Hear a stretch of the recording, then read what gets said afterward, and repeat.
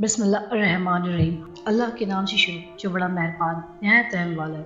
حلیمہ سعدیہ کی گود میں رسول اللہ صلی اللہ علیہ وسلم کی ولادت با شہادت کے بعد سب سے پہلے آپ کی والدہ ماجدہ سیدہ آمنہ نے اپنے لگتے جگر کو چند روز تک دودھ پلایا۔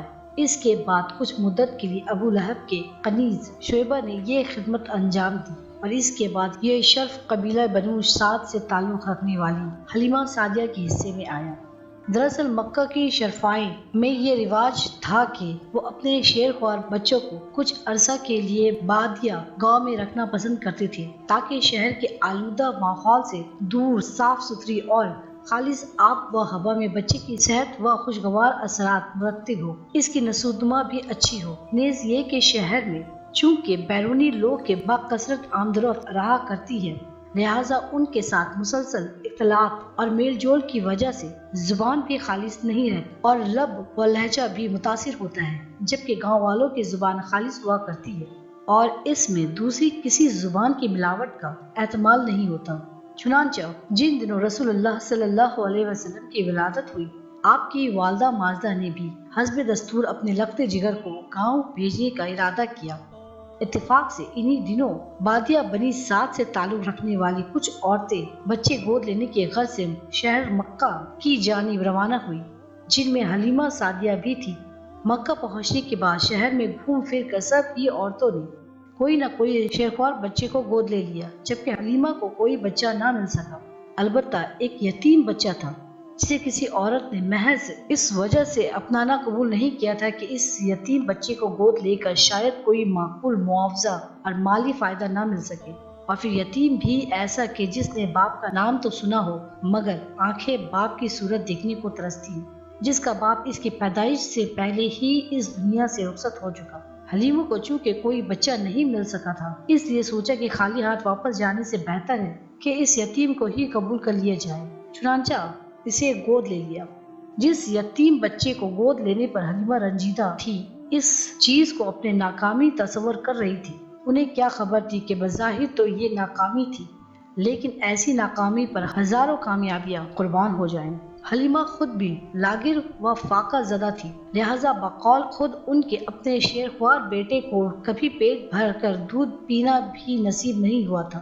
لیکن اس وقت جب انہوں نے بنو ہاشم کے اس در یتیم کو گود لے لیا اور پہلی بار اسے اپنا دودھ پلایا تو اس نے خوب شیر ہو کر دودھ پیا اور اس کے بعد دیر تک سوتا رہا، اور تب حلیمہ نے اپنے حقیقی بیٹے کو بھی دودھ پلایا تو پہلی بار اس نے بھی خوب پیٹ بھر کر دودھ پیا اور اس کے بعد وہ بھی دیر تک سوتا رہا۔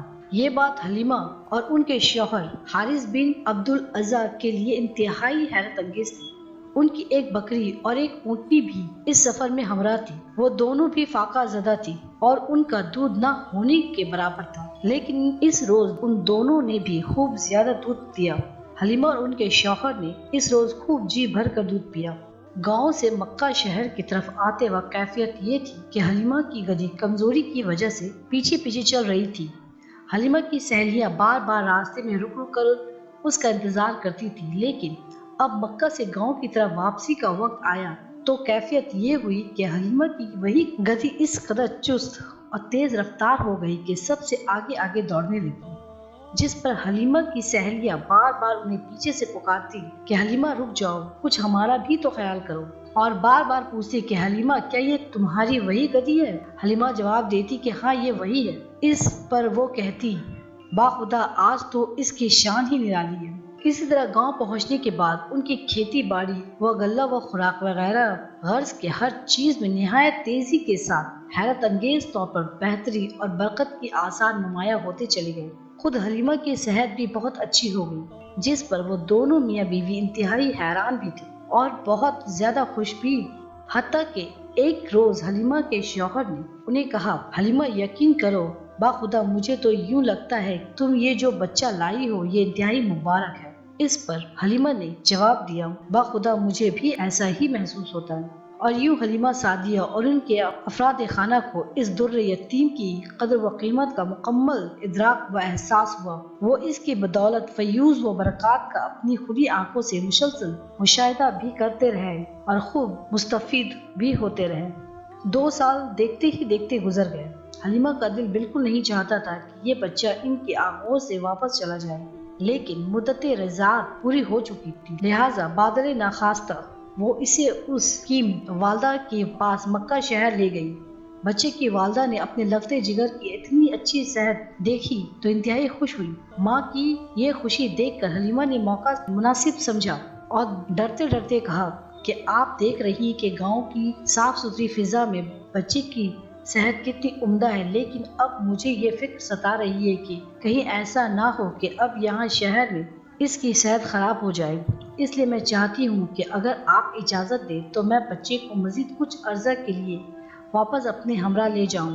بی بی آمنہ دیکھ ہی چکی تھی کہ بادیہ بنی سعد میں رہتے ہوئے بچے کی صحت خوب عمدہ ہے اور وہاں کی آب و ہوا اس کو خوب موافق آئی ہے۔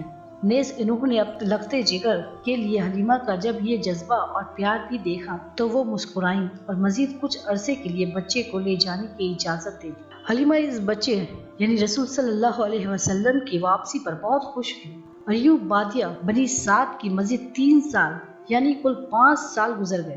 لیکن ایک روز نہایت عجیب واقعہ پیش آیا جس کی وجہ سے حلیمہ انتہائی خوف زدہ اور پریشان ہو گئی۔ ہوا یہ کہ یہ بچہ یعنی نبی کریم صلی اللہ علیہ وسلم ایک روز جب گاؤں کے دوسرے ہم عمر بچے کے ہمراہ کھیل کود میں مشغول تھے کہ اچانک وہاں کوئی اجنبی نمودار ہوا اور اس نے بچے کو زمین پر لٹا کر اس کا سینہ چاک کر دیا۔ دوسرے بچوں نے جب یہ منظر دیکھا تو فوراً دوڑتے ہوئے حلیمہ کے گھر پہنچے اور بتایا کہ کسی نے محمد صلی اللہ علیہ وسلم کو قتل کر دیا ہے۔ حلیمہ انتہائی پریشانی کے عالم میں وہاں پہنچی تو دیکھا کہ گھبراہٹ کی وجہ سے آپ صلی اللہ علیہ وسلم کے چہرے کا رنگ قدرے بدلا ہوا ہے۔ در حقیقت وہ اجنبی شخص جبرائیل علیہ السلام تھے جو اللہ کے حکم سے وہاں آئے تھے۔ انہوں نے رسول صلی اللہ علیہ وسلم کا سینہ چاک کر کے قلب مبارک باہر نکالا اور اس میں سے سیاہ نقطے کے مانند جمے ہوئے خون کا ایک چھوٹا سا ٹکڑا نکال کر یہ کہتے ہوئے پھینک دیا کہ یہ شیطان کا حصہ ہے، یعنی اس حصے کو دل سے نکال کر پھینک دیا تاکہ شیطان کبھی بھی آپ صلی اللہ علیہ وسلم پر غالب نہ آ سکے۔ پھر آپ صلی اللہ علیہ وسلم کے دل کو سونے کے تستری پہ رکھ کر آب زمزم سے دھویا، اس میں ایمان و حکمت کا جوہر بھرا اور پھر اسے اسی طرح جوڑ کر سینے میں اس کے مقام پر رکھ دیا۔ دراصل یہ اللہ سبحانہ تعالیٰ کی طرف سے اپنے حبیب صلی اللہ علیہ وسلم کے لیے ایک قسم کا روحانی آپریشن اور سامان عصمت تھا۔ اس حادثہ کی وجہ سے حلیمہ سعدیہ بہت زیادہ گھبرا گئی اور آپ صلی اللہ علیہ وسلم کی سلامتی کو مد نظر رکھتے ہوئے چند روز بعد آپ کو مکہ شہر میں آپ کی والدہ ماجدہ کے پاس چھوڑ آئی۔ یہ ویڈیو بس یہیں تک ہے۔ امید ہے کہ آپ کو یہ ویڈیو پسند آئی ہو۔ پسند آنے کی صورت میں ہمارے چینل کو لائک اور سبسکرائب ضرور کریں۔ پھر ملتے ہیں ایک نئی ویڈیو کے ساتھ، تب تک کے لیے اللہ حافظ۔